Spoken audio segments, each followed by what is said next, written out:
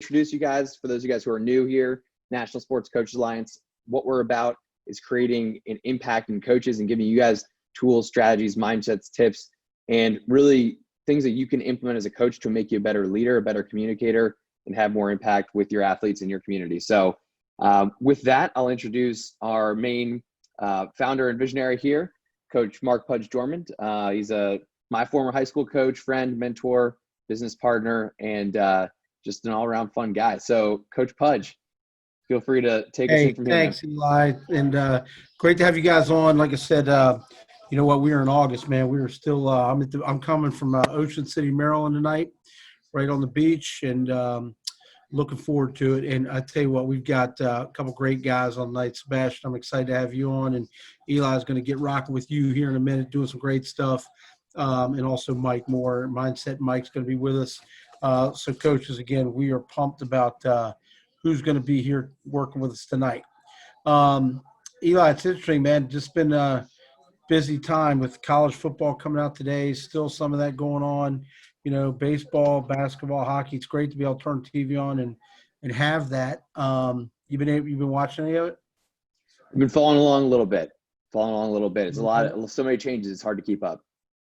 There you go. A lot of things happening in the coaching world too right now. So, you know what? Like I said, tonight's going to be phenomenal because we're going to get into some mindset and some wonderful things, and just excited for everybody. And just a little bit different. You know, there's some stuff coming out this week from different areas in terms of coaching and different ways to go about it. But I thought, again, Eli, I thought what you sent out the other night in terms of how COVID made you better. I thought we got some great answers from coaches there on our Facebook page.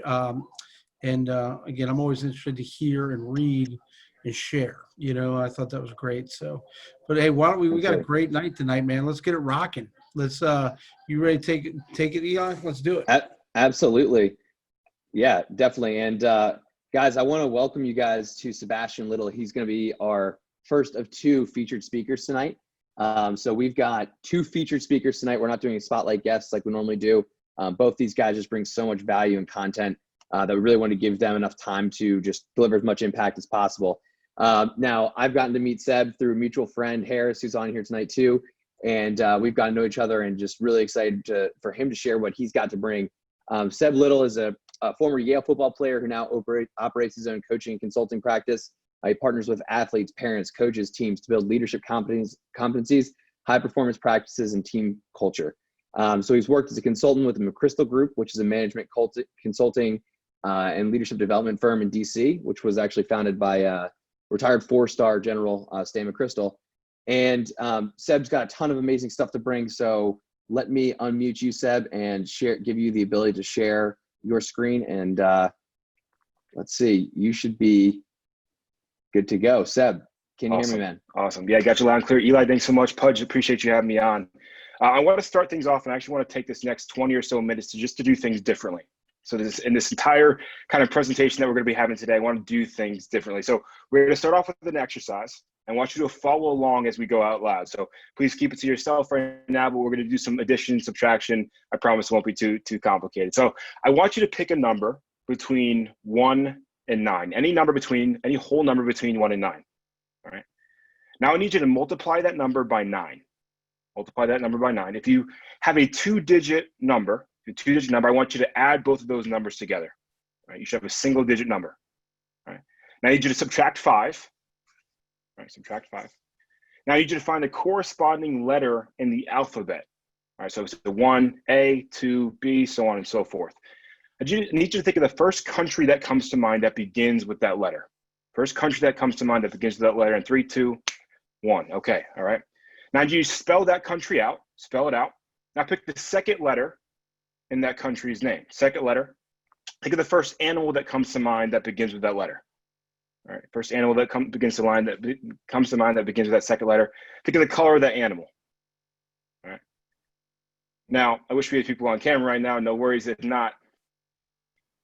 But if you got a gray elephant from Denmark, you are of the majority. You are of the majority. All right. Now, basic mind groove, right? We all have these cognitive biases. We lean into ways that we already know how to. And what happens when we hang out with other coaches, specifically other coaches on our own staff, is we get this repeated way of thinking. So if we're trying to get creative or if we're trying to bring divergent solutions to a central problem, we're all going to have a very similar way of relating to it. So the challenge with this today and the opportunity that we have for the next 20 to 25 minutes is to think differently. We're trying to get the orange orangutan from the Dominican Republic. We're trying to go different animals of different shades of all different colors. All right. So if you got a gray elephant from Denmark, no, don't fret, no worries. There's nothing wrong. It just actually means you're in the majority. We're going to try to pull ourselves out of the majority for this one. All right. So I'm going to display my screen right now. And if I can, just get a thumbs up to make sure you guys can see it. Am I getting optimizing learning here? Awesome, good to go, fantastic. All right, so we're gonna start off with another exercise. And again, this entire presentation is actually built to demonstrate a lot of the things that we're doing here. So please feel free to steal anything that we got going here. I need everybody to put their phone up. And if you can enter in that QR code, so if you go to your phone, you go to your camera app, and you hold your camera up to the screen, you should be able to get a little drop down and enter into a new page.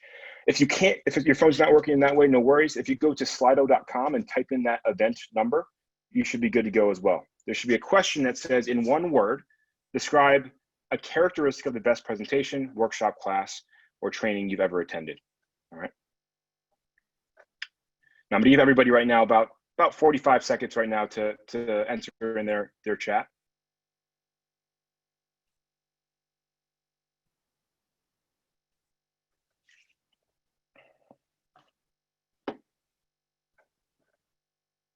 And what we'll start to see here is we've got some answers in already. Feel free to, you can also still use this QR code right up here on the new screen.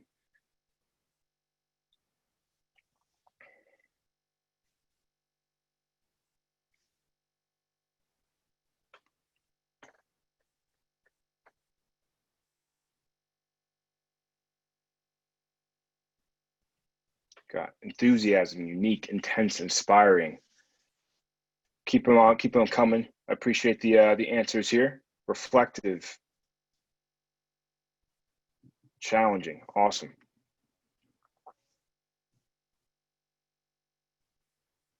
We got inspiring as one of our main words here. Awesome. So I just want to, real quick, as we look at the screen, some of these things that are coming up and repeated, right? Unique, simple, challenging, interactive. I want us to hold on to these words because intuitively we know what good looks like. We know what it's like to actually optimize learning because we were able to pull something away from what we got from that presentation, that speech. We're going to figure out how we can replicate that in this space tonight, right? I'm going to actually lean on everybody in this conversation, and I'd like it to be more of a discussion and dialogue about how we can pull some of our best practices in and engage our learners, our athletes, in the best way that we can. Now, this works from a youth level all the way through the college and professional level. And this is the different ways we can be dynamic are going to affect the way that we show up as a coach. All right. That app is called Slido for anybody that wants to track along with that. It's a completely free app. Feel free to use that one as well. All right. So here's the main point. And every single time I come back to, learning theory, especially for coaches, is attention is currency. If we're trying to make money in our sport, we cannot do anything without attention, right? If you think about any time we're trying to influence or persuade somebody, if they're not paying attention to what we're doing, frankly, we're not going to get very far in that conversation.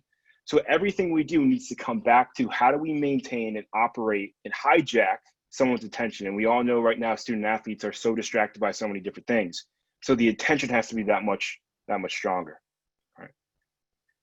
Now, I first want to break down real quick, if we go theoretical again, how people learn. So really quick 3-step model is first we gain attention. And in every learning model that I've looked at here, the first step on every learner's journey is to get attention, pay attention to what's going on, right? We had inspiring, we had motivating, we had unique, we had creative before, and some of those words.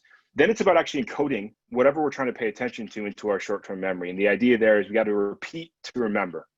We got to repeat to remember. That eventually it gets into our long-term memory, and we actually have to remember to repeat. So if we look real quickly across what we're trying to do, and even in this short 20, 25-minute presentation, trying to gather attention really early, trying to get to a point where we're actually starting to repeat some of the same phrases again, and then at the end being able to pull those things back, and hopefully those things have stuck well enough. All right. Now we're going to break things down into 3 different parts. Now, I had a conversation with my head coach, my head college coach, Coach Tony Reno, and I said, "Hey, Coach, man, you have a lot of different roles. You got to play father, you got to play coach, you got to play mentor, you got to play older. Like, there's so many different dynamic roles that you got to play in. Let's figure out if we can break those down and we can optimize the learning experience in each one of those ones." So we focused on 3 different ones. We focused on being a trainer, right? Focused on being a teacher, and then focused on being a facilitator. So the point of this next time that we have here together is, how do we make sure we maximize where we are in each one? Right? The idea here is, how do we get as tactical as possible, so when you take things back to your teams, we have all these things present. Now, the other thing that I'm really conscious of is the dynamic of the world that we live in right now with COVID. A lot of people are doing a lot of virtual learning, and I wanted to make sure that the content we were discussing tonight could all be plugged into optimizing learning in a virtual environment. So a lot of these things you'll see be able to work both in person and on the computer, over Zoom, over whatever platform that you're using. All right. Now, at any point too, I do have my chat open, so feel free to enter any comments or questions you have in the chat, and I'll make sure that we address them as we go throughout. We'll have some time at the end specifically devoted to questions. All right. So we're going to start as coach, as trainer. Now, trainer, think here that the normal role that we associate when we're actually on the diamond, or we're on the field, or pool side. This is you as a trainer. So this is, getting into your whistle blowing phase right now. All right. Now, a lot of us have seen this diagram before. Simon Sinek's start with why. And the idea behind it is, he says, okay, the best companies, the best of what they do, communicate from the inside out, and they start from the why, and then they move to the what. He used the example of Apple, and he said, Apple builds computers. That's what they do. How they do it, we get the best engineers, and we get the best products and services, and we put them together in a bundle. But why do we do what we do? And it's why we do what we do that has us continues to go back and buy Apple products. And the reason why we go back to Apple over and over again is because we want to be considered the most innovative, high-tech, and creative people that we associate with. So when we can communicate from the inside out, the purpose of what we do, the why of what we do, and then communicate out to the what, things become a lot simpler. Right? Now, this is great in theory, but I want to make sure we paint this, especially when we're on the field. So explaining the why. How do we actually get to that why, that centerpiece? There's 3 different parts to what I say we have to coach to. The first one, we have to coach the context. What's happening peripherally that we need to make sure that our athletes are aware of when they're on the court, when they're on the field, right? Answer some of those questions there. What's the situation that I would actually use this technique? What are the margins for error too? Because as you get some of your more analytical, thought-provoking players, there's going to be the ones that say, well, when can I do that and when can I not? And having the conversation around the context of them using that move, or that making that decision in a situation, is really important for that athlete. Next is during, right? We're to coach the technique. And this is oftentimes what I've seen as I've observed coaches throughout the past few years here. What I've noticed is that coaches love to coach the technique. We love to talk through the club and rip, and you'll excuse me as I use some of my football analogies. We talk through the club and rip. We talk about a squared stance. We talk about the weight distribution on the front or the back foot. We love the technique. This is where a lot of the fun happens. Then we coach, last but not least, the outcome, right? Ultimately, we're always trying to get to a place of winning, whether that's winning the play, winning the pitch, or winning the game. And when we can link all of those things together for here's the real picture of what we're trying to do. Coach the context first. Here's where you see the situation. Coach the technique. Here's what we should do. Here's the how.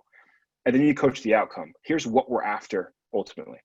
Now, again, this is great in theory, so I actually want to break this down even more about what this might sound like. And again, please excuse my football metaphors here, but I'll talk through this as this might actually happen on the field.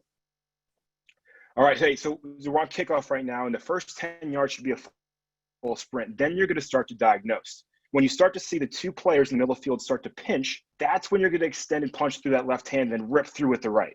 That's going to allow you to stack the opponent and allow you to maintain your balance to get by quickly. Ultimately, you'll have a situation, you'll have enough space where you can actually take on any blockers, find the ball carrier, and go be a ball player and make a play. Right? But when we're able to break those things down, the context, the technique, and then the outcome, we make things really clear. We're allowed to communicate that why to our players. All right. Now, I do want to pause real quick. Now, if you want to come off of mute, or if there are any questions, this is a pretty big concept that I want to make sure that we got through today. So if there's anything else here, I'll just pause for a few seconds.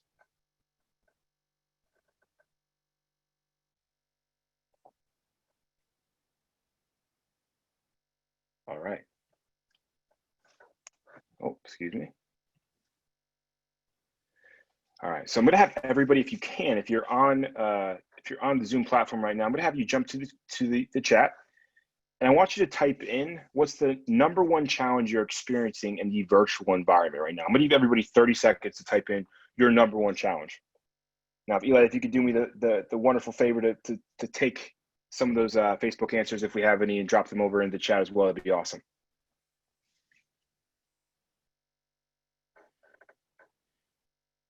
Staying engaged, staying focused, not getting bored. Yep. These are common ones. These are great. Full engagement in the players, not feeling stale. Yep. Understanding how.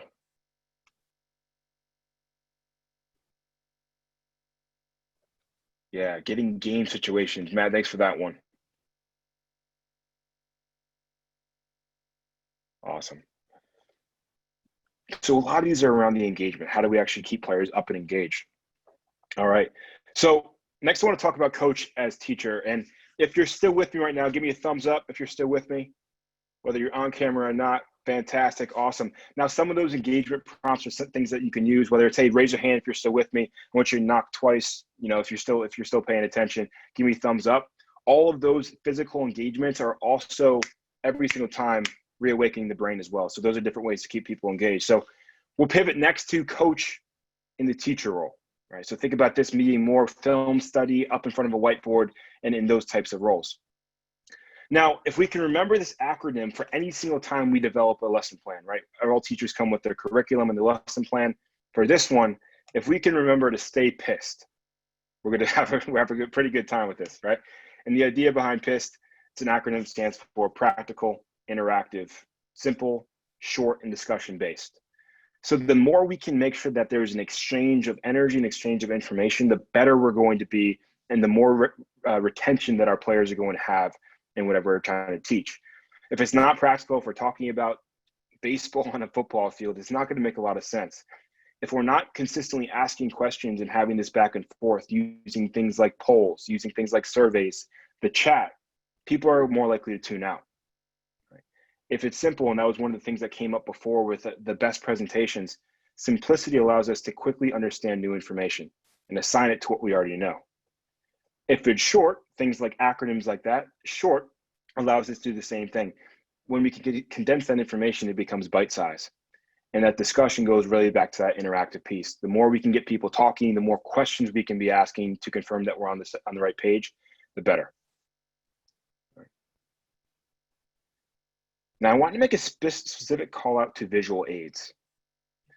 And I think sometimes we get in the habit of whether we're using Google Slides or PowerPoints, and we have a bunch of words up on a screen. The value of pictures is so much greater. And if you think about the evolutionary understanding of why we developed the sense of sight, about 80% of our energy, our brain's energy, is used to be able to see and to be able to diagnose the world around us.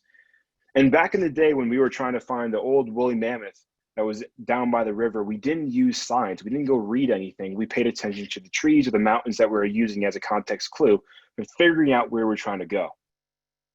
Our brains have developed to design our world in a virtual sense. So the more time we can use pictures, colors, images, the better we're going to be. Right? Visuals are processed 60,000 times faster than text. So part of that needs to be us making sure we're converting our communication and the message that we want into the natural way that the human brain goes ahead and learns. Part of that is through the visual. So use as many and leverage visual aids as much as possible. All right. Now, as we go into our last section here, we're going to talk about what does it mean to be a coach now taking on the role as a facilitator. Now, everybody does this. This is, again, a strong suit for a lot of coaches of how do you dynamically exchange energy in front of a group. Now, whether you're speaking in front of a group or whether you're trying to teach a concept when you're on the field, these are things that we might be able to plug in. Now, again, football plug here is a 2-minute drill. And the idea here is that emotions are passed from one person to another. The most dominant emotional person in the room passes their emotion within 2 minutes of stepping into that room. So if I walk in as an authoritarian, as the coach, I'm the positional authority, and I decide that I've had a bad day, within 2 minutes, my players will feel and experience the same emotion. So the way that we enter into a room matters. And the way that we can influence people's opinion or their emotional state for learning in the first 2 minutes and the last 2 minutes. Think about the meeting that you're about to have, and then when they're about to enter onto the field, the first two and the last two, it's a pretty poignant moment. So what are some things we can do to actually occupy and make sure we're influencing positively those first 2 minutes? Now, like a football drill, we've got about 2 minutes to do so. So some of the ways that we brainstormed were, physical greetings. Give everybody a high five when you walk in. Obviously not going to be happening right now with COVID. But when you're having that greeting, that verbal greeting, the acknowledgement when you're coming into a meeting room, it's a positive indicator that coach is involved and engaged. Now, Eli did an incredible job today of playing some music, a little bit of B.O.B. throwback that we had on. The music and the video immediately immerses you into the athlete world, especially if it's relevant. Right? If you're playing something that they're going to be listening to. Now, there's a few other things that we have here. But ultimately, what the purpose of those first two is that you're actually softening your audience so that the information is going to be absorbed more effectively. All right. Now, for the last two, ultimately here you want to make sure you're capturing what you covered in that meeting, and then being able to helping your athlete to kind of distill it, but also use it when they're back on the field. So concept recall is one of my favorite things. Asking somebody what they learned. Hey, what are you taking away from today's meeting? Right? Simple practice that we often forget. We say, okay, hey, thanks so much for coming on, guys. Hope you guys have a great day. But within 2 minutes, what we're trying to do is we're trying to concrete or solidify all that knowledge that they just had, right? Even if it's the one thing that you mentioned the first 5 minutes of the meeting, if you start to ask enough of your players, what did you take away from this? They'll start to make sure they piece all those different things together. It also becomes a check for you as a coach. What did my players retain? If they're all talking about the one thing that was actually completely relevant, that might be something to go back to and figure out how we want to structure that lesson for next time. Then, of course, breaking things on a positive ritual, and a lot of people have their sayings or their values that they're using as a team. It's another way to start to utilize those and bring those into the way that you're speaking. All right. And last but not least here, which I think is because every person's favorite, is cold calling. Right. Now, when we look up what cold calling is, it's that definition right there on the bottom. Making an unsolicited call by telephone or in person in an attempt to sell goods or services. And the reason why I like that definition when I talk about cold calling is because we're all salesmen. Everybody in every role at this point, we're salesman 2.0, defined as by Daniel Pink in To Sell is Human. He talks about the idea that every single time we go and we speak, we're always trying to communicate new ideas and inject new ideas into somebody else. Part of that means we have to sell. So we're always cold calling. So some of my favorite cold call start questions are right here, right? We can ask the question why, when, where, and who. When we're asking, say, hey, Johnny's on the sideline right now, or Johnny right now, it seems like he's not paying attention on video. An immediate cold call does two things. One, it wakes Johnny up because Johnny's got to pay attention to what he's got to respond to. Second, it lets everybody else know that they're going to be responsible for the information. If one person's cold call, that means everybody's fair game. So by cold calling somebody, especially early on in a virtual training or a virtual practice, or even when you're on the field, by cold calling, we actually hold everybody else accountable as well. Right? Simple questions that we can ask right there. All right. I'm going to pause right now for a little bit of Q&A. At the same time, I am going to put my contact information up. I always like to say I'm an open book on all this stuff. I'm happy to support in any way I can. So as we start to take some questions, I'm also just going to ask if there's anything that I can do to support. Feel free to copy down my contact information, and I'm happy to hop on the phone or find a time to connect.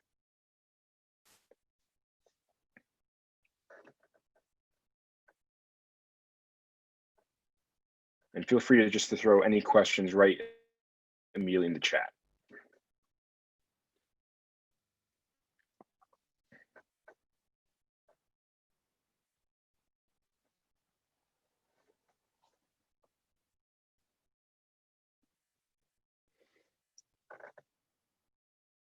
All right. Is there one of the three areas that many coaches tend to struggle with, or does each person vary? It's a great question.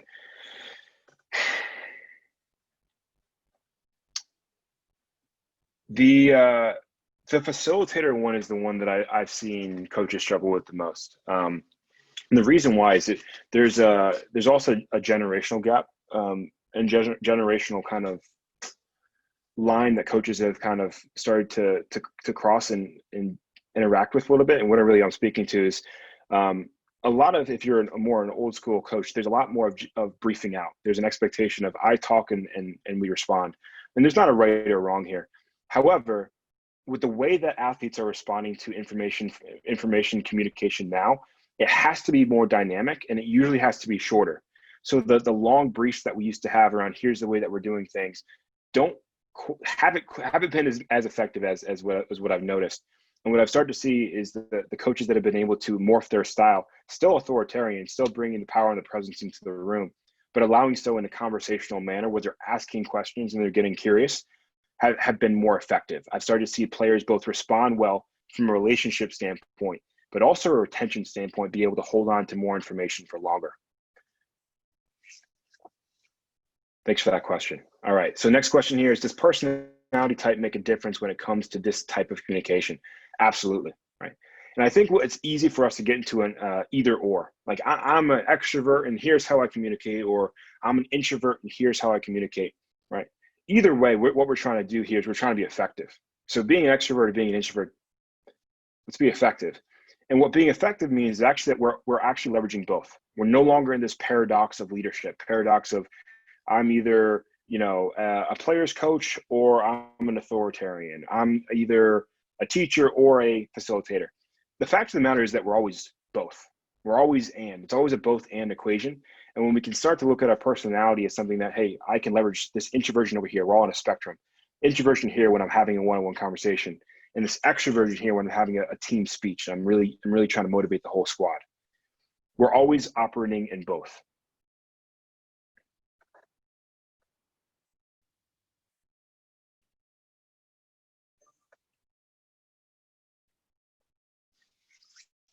All right. Any other questions? Otherwise, Eli, we'll kick it back over to you, sir.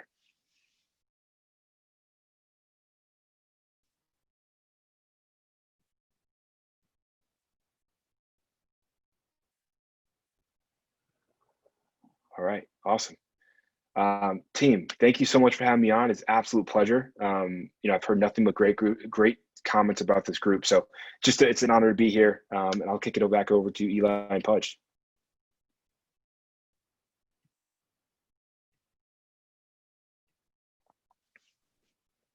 Awesome. Seb, great. Sorry there. I was sorting through trying to handle the mute unmute. I was going to ask you a couple other questions. I actually have one more before we wrap. I do know that you are working on some things for athletes actually when it comes to getting recruited. And we just had Renee Lopez on last week, who is just a phenomenal expert on recruiting. After we had that video and the recording with her, a lot of people were asking questions about it. How can athletes position themselves appropriately during this? And that's something that you're getting involved with here soon. Any thoughts that you would share with coaches or athletes that may see this recording later about recruiting?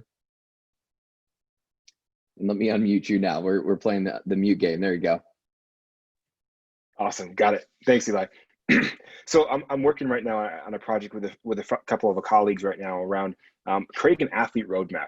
One of the things that I wish I had when I was going through my recruiting process was opportunity to speak to people that, one, had been through it before, but two, had some expertise around the process of getting recruited. So athlete roadmap is designed to help athletes in transition, right? High school to college athletes making the decision process, really truly the decision recruiting process. Athletes that now are at school or at their next step and trying to go from good to great from a mental performance side. So the second piece is about mental performance. And the third one is about college to career. How do you navigate that transition? So all these different transitions in life. So to the question around recruiting, I think what are the most unique things we're going to see over the next year? I don't think COVID is going away for another year. Personal opinion, I think the way that it's spreading right now is pretty disastrous. And I don't think it's going to affect sports in a positive way. What I do think is going to have to happen is we're going to, as athletes and coaches, have to adjust to the way that COVID is making the recruiting game work. Athletes are going to have to be more accessible and way more on point with their personal brand.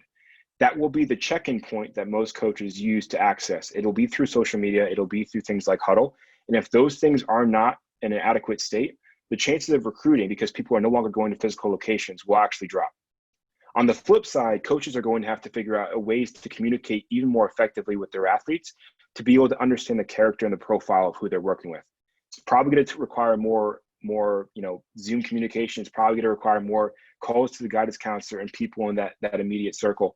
But what I see it actually has is we're going to actually have more intimate connection with the person that we're recruiting, and athletes need to make themselves accessible as an athlete to that coach that they want to be recruited by.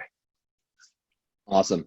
Yeah, valuable stuff. And I thought that you would have a great perspective, and as anticipated, that's just some great tips, especially just trying to navigate how this is going to play out and positioning yourself as best as possible. So, Seb, awesome stuff. I want to see if, let me just unmute Pudge here. Pudge, anything that you want to wrap with before we jump on to Mike here? And I will be putting Seb's information in the chat, or Seb, you can put that in there. We'll also be sharing this in the Facebook group, so you guys can check out more of what he's working on and stuff to come. But Pudge, anything you want to wrap up before we jump into Mike's segment here? Just a couple thoughts, man. I was muted there, Sebastian. I apologize. I had a couple questions, but for me, it's funny because I also, not only do I coach, but I train kids, hitters, baseball players, and it's interesting because the difference from a 12U guy, a little league guy, to a middle school, it's just amazing what I've learned over the years. You were able to simplify tonight.